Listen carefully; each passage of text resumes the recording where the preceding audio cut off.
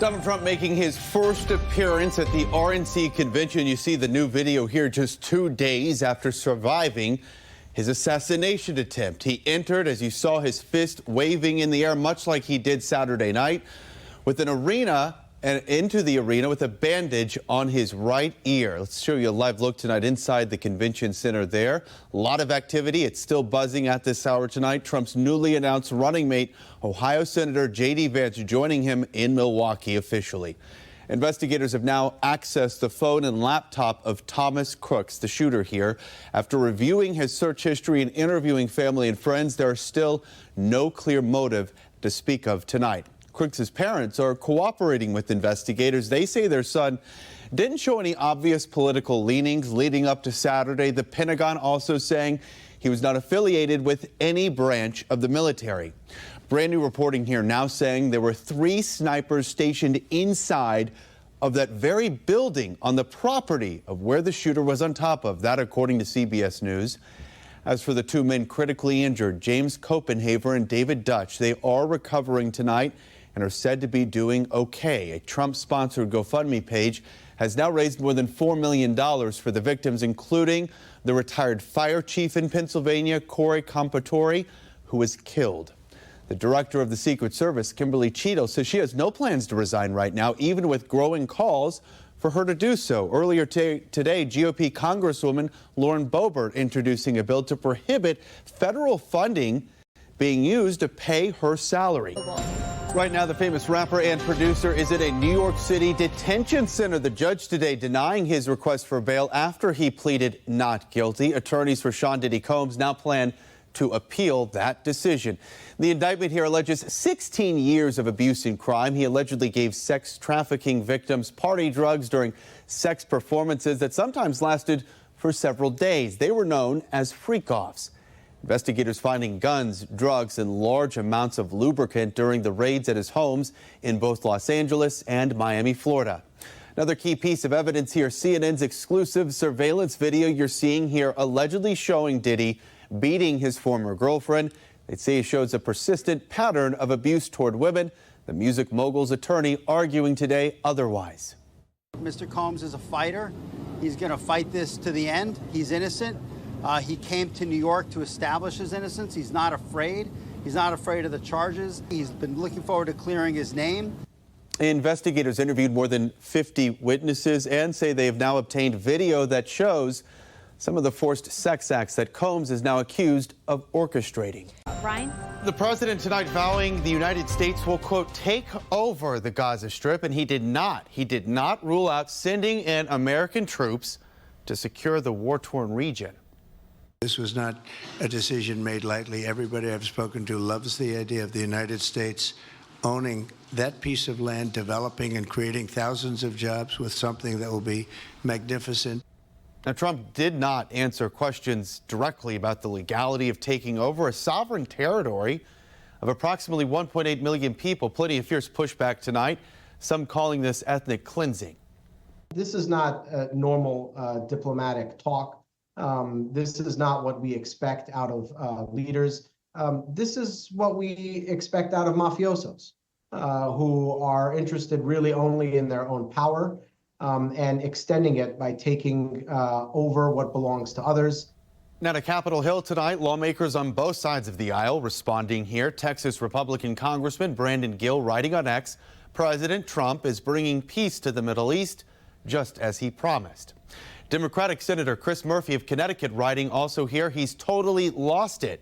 A U.S. invasion of Gaza would lead to the slaughter of thousands of U.S. troops. It's like a bad, sick joke. Saudi Arabia releasing a statement late tonight saying in part, quote, its position on the establishment of the Palestinian state is firm and unwavering. Other countries in the Middle East, Egypt and Jordan, recently warning President Trump that relocating the displacement, the Palestinian population out of the Gaza Strip would threaten the region's stability. Our team. Free Luigi! Free Luigi! There it is, a really bizarre scene out there playing out outside and inside that New York City courthouse. Fans, yes, he has fans of Luigi Mangione out in full force this afternoon, more than 100 of them showing their support for that accused killer. One truck here spotted driving around Manhattan with him pictured as a saint. Mangione arriving with his hands and ankles shackled, wearing a bulletproof vest.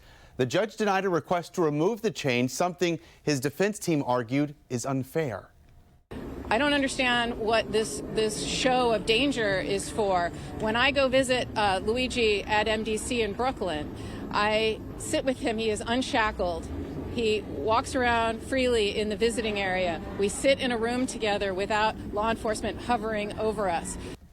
In court, they reviewed evidence against him, including surveillance video, DNA testing, as well as phone data. Mangione's attorney saying she now plans to challenge some of that evidence obtained by police just after he got caught on the run in Pennsylvania. We are concerned that Luigi's constitutional rights were violated in Pennsylvania, and there are serious search and seizure issues that will be litigated. Mangione has pleaded not guilty to those state charges. However, he has not yet entered a plea on those federal murder charges. The next hearing scheduled for late June. Now, if convicted, he faces a life sentence or potentially a death penalty.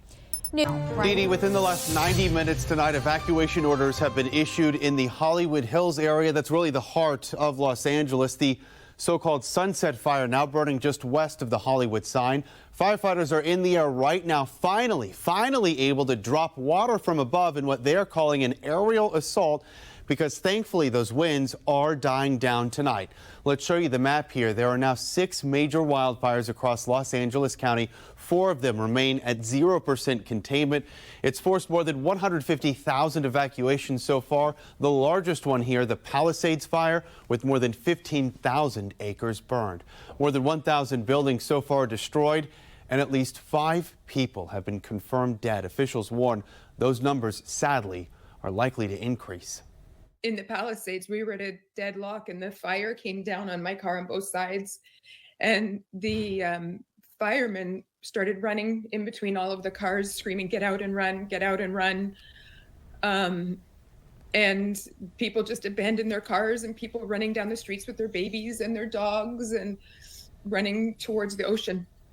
And tonight, this firefight right here, stretching emergency workers thin. Now, several firefighting strike teams from all over the country now heading to Southern California. Those teams coming from Oregon, Nevada, Washington State, and Arizona.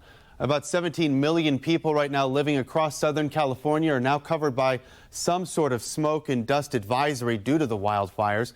And all schools across the region, the nation's second largest school district, will be closed tomorrow. We first start here at the Live Desk tonight, live to Houston, Texas, where just moments ago we've learned FBI agents entered a home they now believe is connected to that suspect.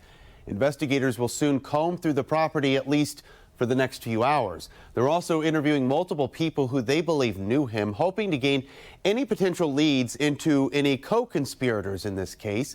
President Biden says the suspect was inspired by ISIS and had the desire to kill. Brand new images here of the ISIS flag found on the white pickup truck that plowed through dozens of people. We have video of the attack, including the moment it happened, but we want to warn you at home, it may be disturbing for some to watch. Take a look. The truck slowly driving up right next to a cop car, then abruptly turns right into the crowded street at a high speed.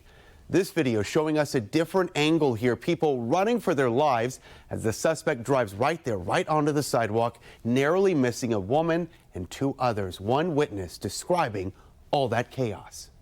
I turned to look down the street and there's just bodies littered throughout the entire street. Like, I kid you not, like broken bones, legs, necks, and it's just all down the street. People just sitting there bleeding, bleeding. Investigators also finding improvised explosive devices inside the truck and around the area. The state attorney general saying that those devices were made inside of an Airbnb that he had rented.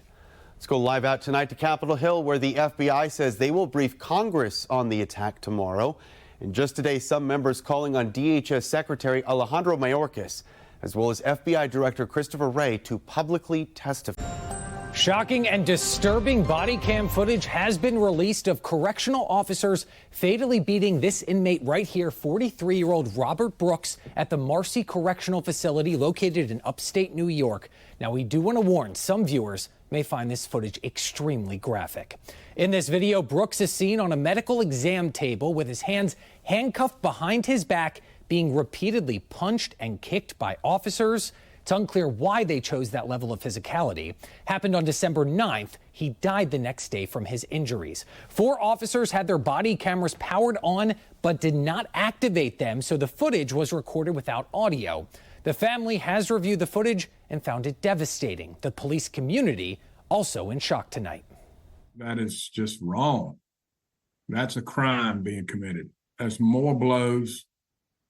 This is a crime in progress. He's handcuffed behind, so there's nothing he can do. He looks to be in distress. This is not funny. We failed to do our job. You're watching a person die.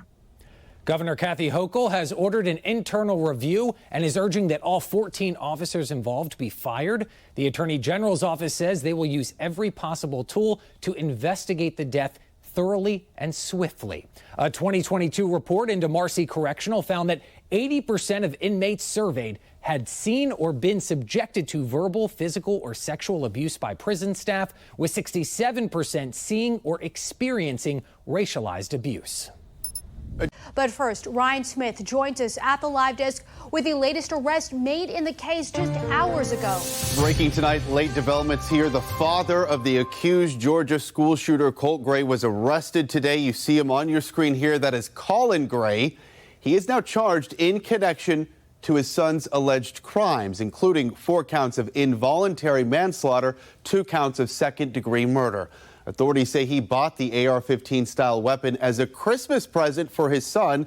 And late tonight, the sheriff releasing the audio from when he was interviewed last year about his son's alleged online threats. Take a listen.